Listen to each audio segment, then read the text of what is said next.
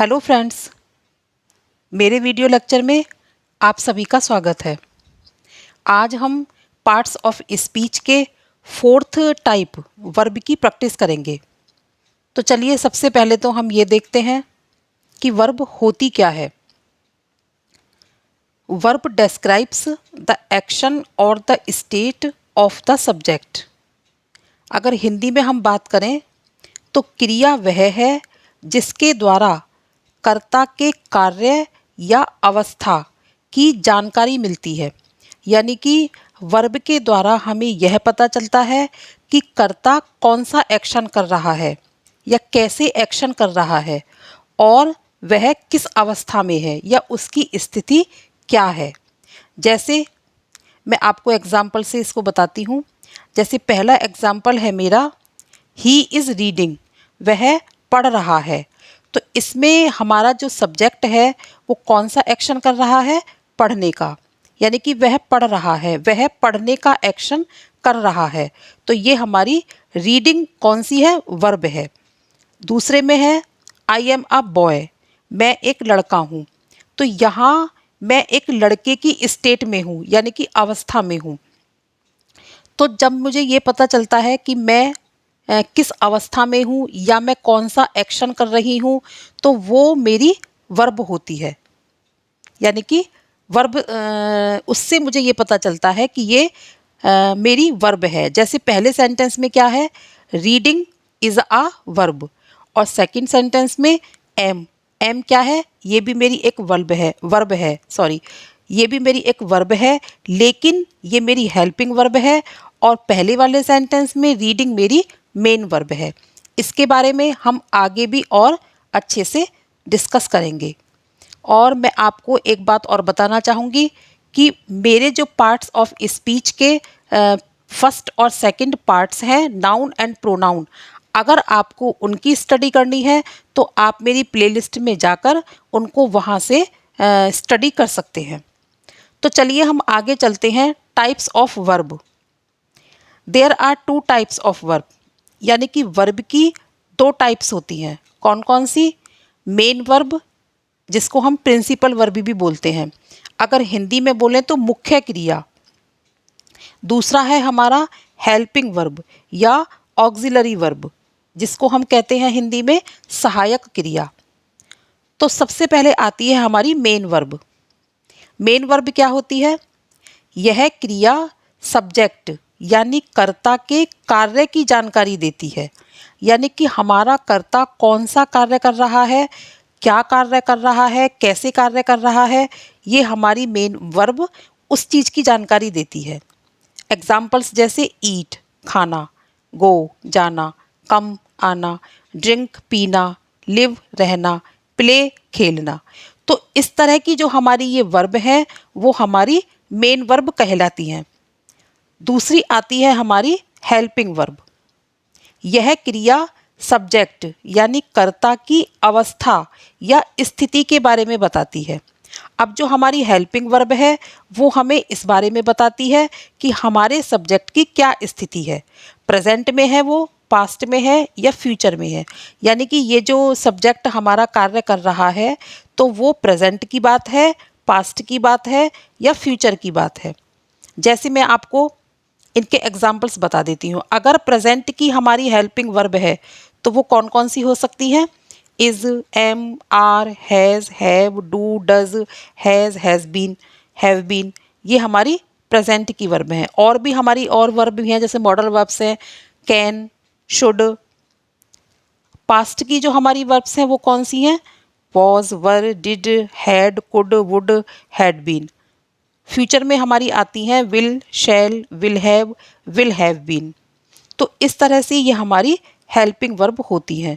यानी कि एक सेंटेंस में आपको समझा देती हूँ कि जैसे ही इज़ 6 ईयर्स ओल्ड, वह 6 साल का है। तो वो कौन सी अवस्था में है? प्रेजेंट, यानी कि इस टाइम वो 6 साल का है। तो ये हमारी सब्जेक्ट की प्रेजेंट अवस्था हो गई, यानी कि प्रेजेंट स्थिति है उसकी ये। और ही वॉज 6 ईयर्स ओल्ड, वह 6 साल का था, ये हमारी पास्ट की बात हो गई। तो पास्ट के लिए हमने हेल्पिंग वर्ब वॉज का यूज़ किया। अब वह 6 साल का होगा, यानी कि 2 साल बाद वह 6 साल का होगा। तो ये मेरी फ्यूचर की बात हुई, फ्यूचर हेल्पिंग वर्ब की बात हुई। तो इस तरह से हेल्पिंग वर्ब जो हमारी होती है वो प्रेजेंट, पास्ट और फ्यूचर 3 तरह से यूज़ की जाती हैं। जैसे एग्जाम्पल है मेरा, अब आप देखिए, मेन वर्ब को और हेल्पिंग वर्ब को समझने के लिए मैं आपको एक एग्जाम्पल बताती हूँ। जैसे he is going to school. अब इस पूरे सेंटेंस में आप देखिए, ही क्या है मेरा सब्जेक्ट, इज़ क्या है मेरी हेल्पिंग वर्ब। क्यों? क्योंकि ये मेरे सब्जेक्ट की स्थिति को बता रही है। कैसे? कि यह जो बात है वो प्रेजेंट की है। इज़ कौन सी हेल्पिंग वर्ब है? Present helping verb. तो ये इस चीज़ की बात की जानकारी देती है कि यह जो बात हम कर रहे हैं वह हमारी प्रेजेंट की बात है। गोइंग ये हमारी मेन वर्ब हो गई, क्योंकि जो हमारा सब्जेक्ट है वो क्या एक्शन कर रहा है? जाने का एक्शन कर रहा है, तो ये हमारी मेन वर्ब हो गई। टू हमारी प्रपोजिशन है और स्कूल हमारा एक ऑब्जेक्ट की तरह यूज हुआ है। वैसे तो ये एक नाउन है, लेकिन इस सेंटेंस में ये एक ऑब्जेक्ट की तरह यूज हुआ है।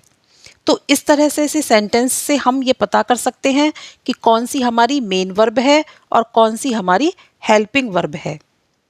आगे चलते हैं हम टाइप्स ऑफ मेन वर्ब। अब जैसे हमारी वर्ब की 2 टाइप्स हैं, main verb and helping verb, ऐसे ही हमारी मेन वर्ब की भी 2 टाइप्स हैं। कौन कौन सी? ट्रांसिटिव वर्ब यानी कि सकर्मक क्रिया, इनट्रांसिटिव वर्ब यानी कि अकर्मक क्रिया। ट्रांसिटिव वर्ब कौन सी होती है? दैट मेन वर्ब, यानी कि वो मेन वर्ब विच टेक्स जो लेती है वन और मोर ऑब्जेक्ट्स, एक या एक से ज़्यादा object, is called transitive verb. उसको हम क्या बोलते हैं? Transitive verb. सकर्मक यानी कि कर्म के साथ जो क्रिया होती है उसको हम ट्रांसिटिव वर्ब बोलते हैं। तो आपको ये क्या बात समझ आई कि ट्रांसिटिव वर्ब में एक ऑब्जेक्ट का होना बहुत ज़रूरी है। एग्जाम्पल देख लीजिए। जैसे मैंने एग्जाम्पल लिया, I give you a pen, मैं तुम्हें एक पेन देता हूँ। अब आप इसमें पूछिए कि अगर मैं इसका एक आपसे क्वेश्चन करूँ कि मैं तुमको क्या देता हूँ या मैं किसको क्या देता हूँ, तो मेरा आंसर क्या आ रहा है? क्या या किसको। तो जहाँ क्या और किसको का आंसर हमें पूछना पड़े वो हमारी क्या होती है? Transitive verb. अब इसमें देखिए, आई क्या है? सब्जेक्ट, गिव देता हूँ, तो ये हमारी क्या है? यानी कि देने का हमने क्या किया? एक्शन किया, तो ये हमारी मेन वर्ब हो गई। लेकिन इसके साथ एक ऑब्जेक्ट भी इसमें ऐड है, तो ये मेरी कौन सी है? Transitive verb. किसको देता हूँ? तुमको, तो तुम क्या हुआ? ऑब्जेक्ट। आ मेरा क्या है? आर्टिकल। और पेन क्या दिया? पेन दिया। तो क्या का जब आंसर में आया क्या? पेन, तो ये मेरा क्या हुआ? ऑब्जेक्ट। तो इस तरह से जिस मेन वर्ब में एक या एक से ज़्यादा ऑब्जेक्ट जरूरी होते हैं वो हमारी ट्रांसिटिव वर्ब होती है। अब जैसे कुछ एग्जाम्पल्स हैं इसके, ही प्लेज हॉकी, वह हॉकी खेलता है। अब मैं अगर इसको क्वेश्चन करूं कि वह क्या खेलता है? हॉकी। जब इसका आंसर क्या में आने पर हॉकी मिलता है तो ये मेरी ट्रांसिटिव वर्ब है। यू ईट अ मैंगो, तुम खाते हो, क्या खाते हो? एक मैंगो, तो वे ये मेरी ट्रांसिटिव वर्ब है। क्यों?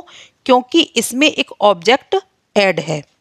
तो इस तरह से that main verb which takes one or more objects is called transitive verb, यानी कि जिस मेन वर्ब को एक या एक से ज़्यादा ऑब्जेक्ट्स की ज़रूरत होती है वो वर्ब हमारी ट्रांसिटिव वर्ब कहलाती है।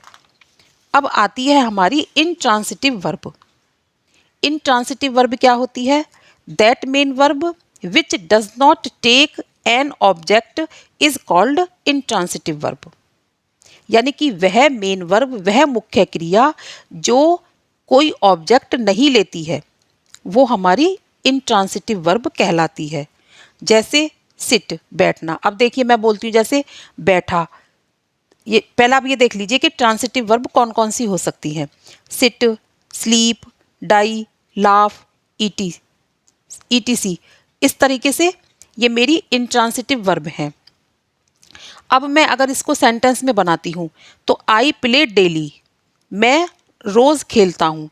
अब मैंने इसमें क्वेश्चन किया कि मैं क्या खेलता हूँ, लेकिन यहाँ मुझे आंसर नहीं मिला, यानी कि इसमें एक ऑब्जेक्ट की रिक्वायरमेंट नहीं है, तो ये मेरी इंट्रांसिटिव वर्ब है, क्योंकि यहाँ आई एक सब्जेक्ट है, प्ले एक मेन वर्ब है जो इंट्रांसिटिव की वर्ब की तरह यूज हुई है, और डेली मेरा एडवर्ब या एडजेक्टिव, आप कुछ भी मान सकते हैं, वो है। एडवर्ब और एडजेक्टिव कैसे है ये मैं आपको बता देती हूँ।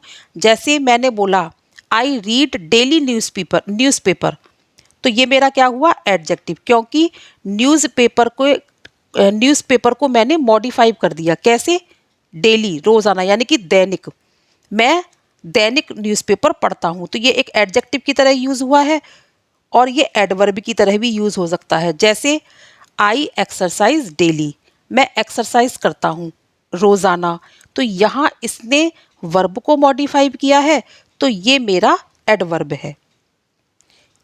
इंट्रांसिटिव और ट्रांसिटिव वर्ब को समझने के बाद हम इसके कुछ एग्जाम्पल्स भी देख लेते हैं। जैसे पहला एग्जाम्पल है आई एम लाफिंग, मैं हंस रहा हूँ। मैं हंस रहा हूँ, अब इसमें क्या हंस रहा हूँ, किसको हंस रहा हूँ, ये तो इसमें कोई आंसर ही नहीं आया, तो ये मेरी क्या है, इंट्रांसिटिव वर्ब, क्योंकि मैं हंस रहा हूँ, ये मेरा सेंटेंस पूरा बना, तो ये मेरी एक इंट्रांसिटिव वर्ब है। यू रीड अ बुक, तुम एक किताब पढ़ते हो, तुम क्या पढ़ते हो, एक किताब, तो यहाँ मेरा आंसर क्या में एक बुक आया, यानी कि इसने एक ऑब्जेक्ट को लिया, तो ये मेरी ट्रांसिटिव वर्ब है। दे स्लीप, वे सोते हैं, intransitive verb. He is eating a mango, वह एक आम खा रहा है, क्या खा रहा है, एक आम, तो ये मेरी ट्रांसिटिव वर्ब है। अब देखिए, कुछ वर्ब्स दोनों तरह से यूज़ की जा सकती हैं। अब हमारी इंग्लिश ग्रामर में कुछ वर्ब्स ऐसी भी हैं जो दोनों तरीके से, यानी कि ट्रांसिटिव और इनट्रांसिटिव दोनों ही तरह के यूज़ की जा सकती हैं। कौन कौन सी हैं, जैसे move, play, tell, ETC।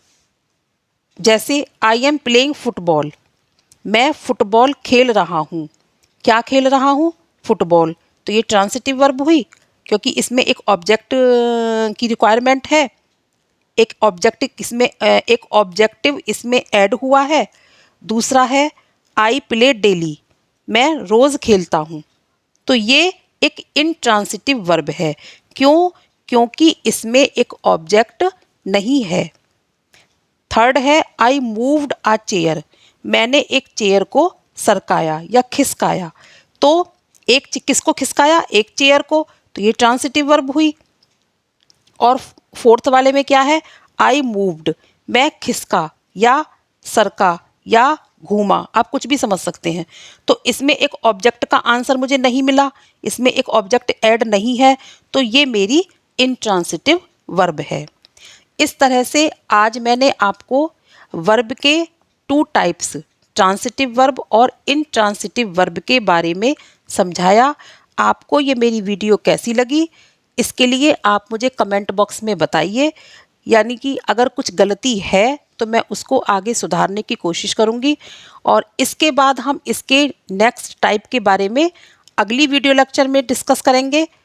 Take care, bye bye.